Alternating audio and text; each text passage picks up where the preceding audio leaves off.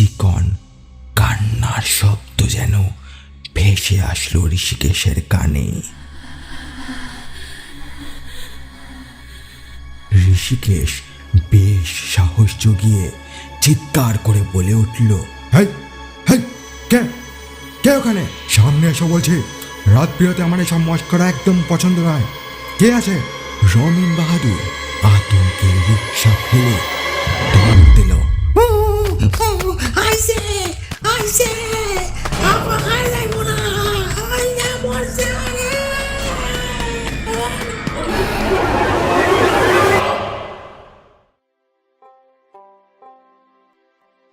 ঋষিকেশ তার কাজ হলো লোকসংস্কৃতি আর লোককথার উপর গবেষণা।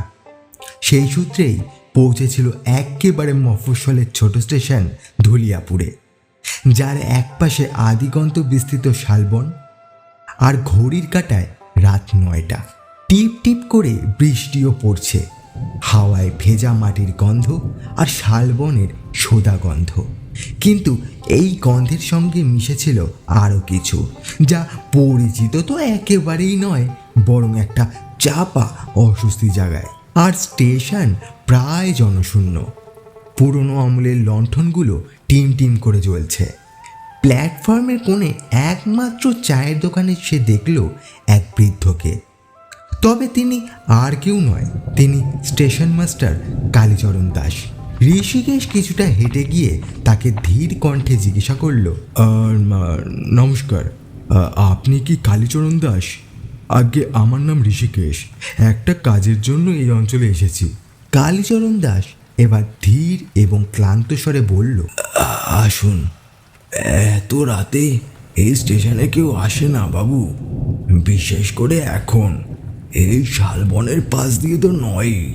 ঋষিকেশ নিঃশব্দে একবার চারপাশে তাকায় আর বলে, আমার থাকার ব্যবস্থা করার কথা, কিন্তু এখানে আশেপাশে, বিশেষ করে আপনার গন্তব্য মহলবাড়ি পৌঁছাতে হলে ওই শালবনের ধার দিয়েই যেতে হবে। আর এখন এই বৃষ্টিতে। কালীচরণ বাবু তার কথা শেষ হতে না হতেই রিকশায় ঘন্টি বাজিয়ে এক রিকশার আলার আগমন। রিকশা চালক বীরভূমি টানে খানিকটা হাঁপাতে হাঁপাতেই যেন বলে উঠল, ও মাস্টারমশাই, প্যাসেঞ্জার আইলো নাকি? ঋষিকেশ কিছুটা স্বস্তি পেয়ে বলে উঠল, আরে রিক্সা, আপনার নাম কি রমেন বাহাদুর? আপনাকে আসার কথা বলা হয়েছিল। আগে হ্যাঁ বাবু, আমার নামই রমেন, কিন্তু আমি আর ওই শালবনের ভিটের দিকে যাইবনি। বহুত রাত হয়ে গেছে। কেন, কি হয়েছে?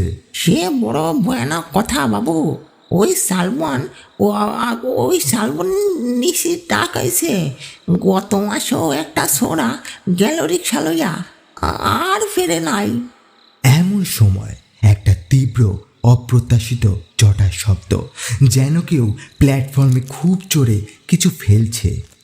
ঋষিকেশ হঠাৎ করে চমকে উঠে বলে ওঠে, ওটা কিসের শব্দ? কালীচরণ দাস তাকে ছোট ছোট করে বলে, কিছু না, ইঁদুর হবে।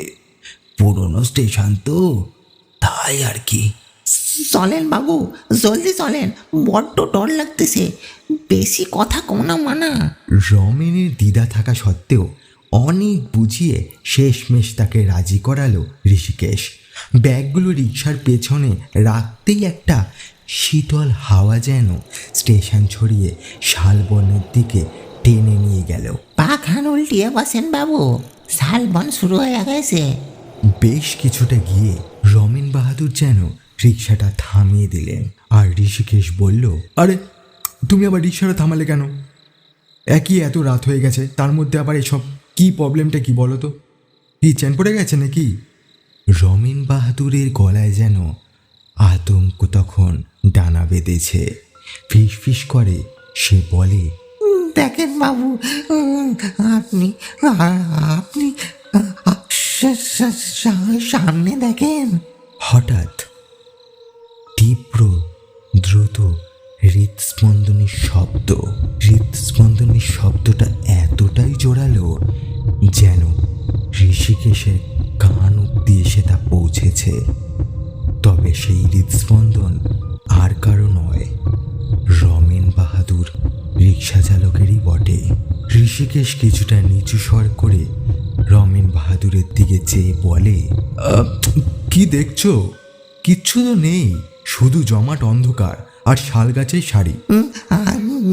দেখেন নাই ওই যে সে একটা সাদা শাড়ি গাছ তৈরা দাঁড়াই আছে। কই কই কিছুই তো নেই।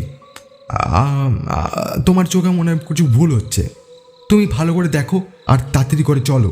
হঠাৎ রিক্সার সিটের পাশ থেকে একটা ঠান্ডা হাতের স্পর্শ, একটা বিকট চিকন কান্নার শব্দ যেন ভেসে আসলো ঋষিকেশের কানে।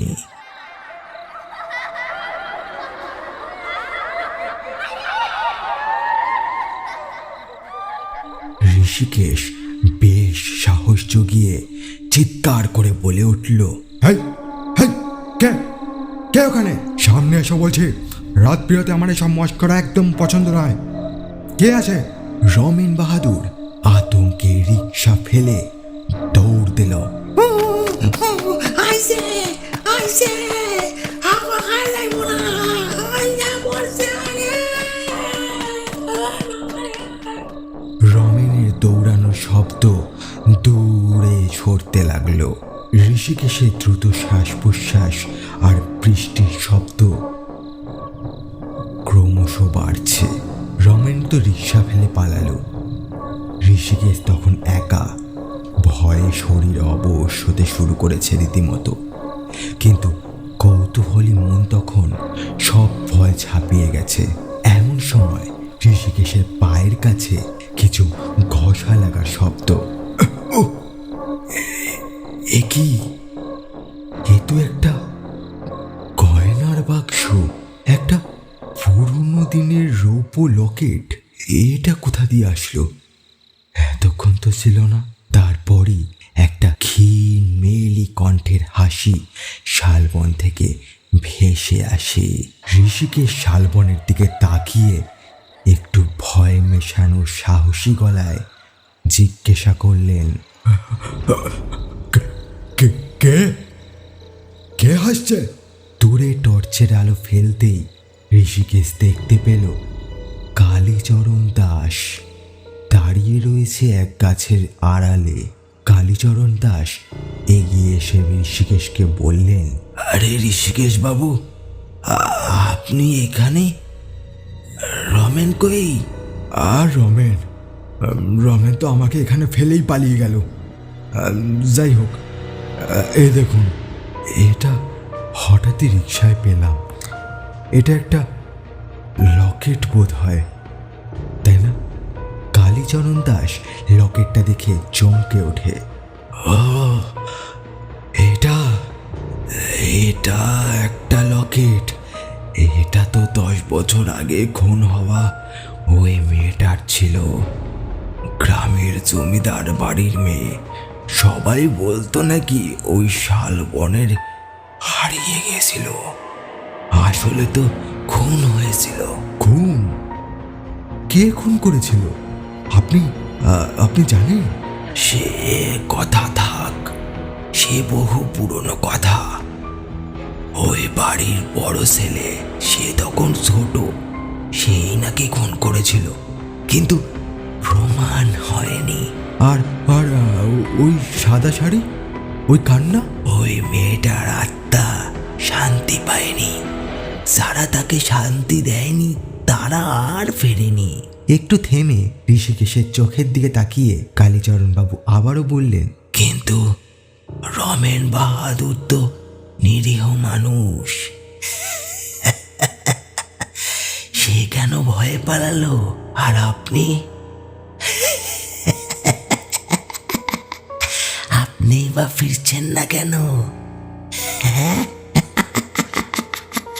এমন সময় শালবন থেকে একটা তীব্র ধাতব হাতুড়ির ঘায়ের শব্দ। একবার, দুবার, তারপর সব নিস্তব্ধ। সেই রাতে আর মহলবাড়িতে ফেরা হয়নি ঋষিকেশের।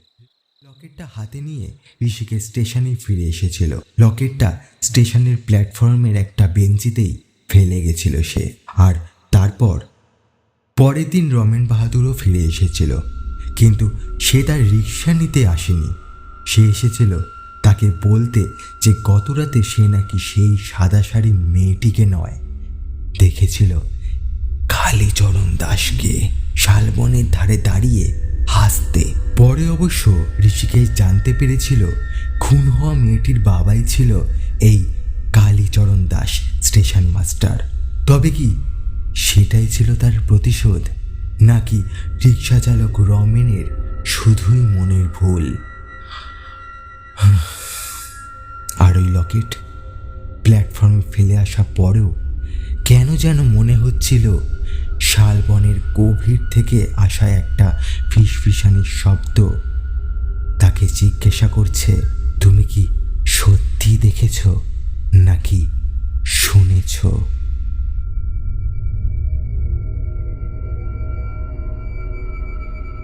নমস্কার, আমি সায়ন, আর আপনারা এতক্ষণ শুনছিলেন শালবনের সেই রাত। আজকের গল্পটি আপনাদের কেমন লাগলো? যদি ভালো লাগে তাহলে জানেনই কি করতে হবে। চ্যানেলটি সাবস্ক্রাইব করে পাশে থাকা বেল আইকনটি বাজিয়ে দেবেন, আর একটা লাইক করে কমেন্টস করে জানাতে ভুলবেন না কেমন লাগলো আজকের গল্প। দেখা হচ্ছে পরের গল্পে। ততক্ষণের জন্য ভালো থাকবেন, সুস্থ থাকবেন, সুরক্ষিত থাকবেন, আর এভাবেই